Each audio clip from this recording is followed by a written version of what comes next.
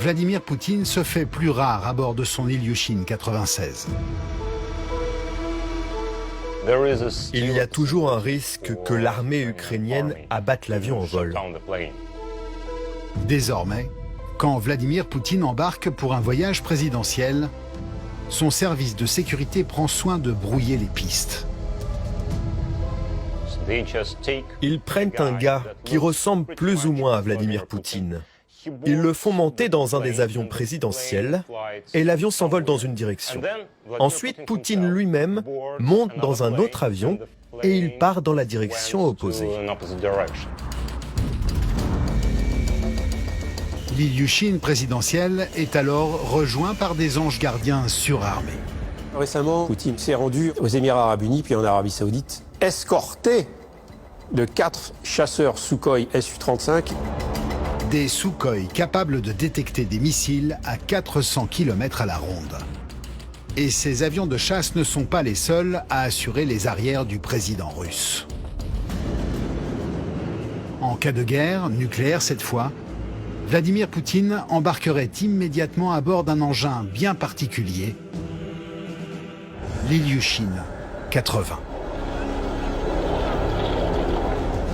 C'est l'avion de l'apocalypse.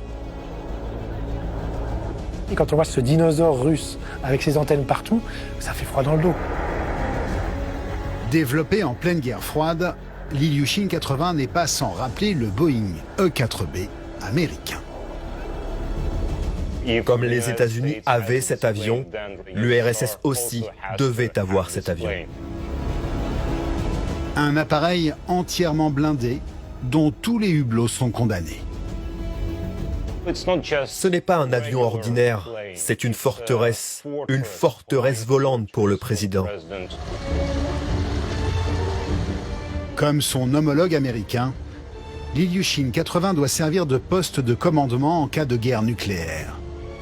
Du moins en théorie. Pour le défilé aérien du 9 mai 2022, après avoir envahi l'Ukraine, il y a eu une sorte de répétition pendant laquelle cet avion de l'apocalypse a volé. L'Ilyushin 80 était en état de vol. Et le jour même, il n'aurait pas réussi à le faire démarrer.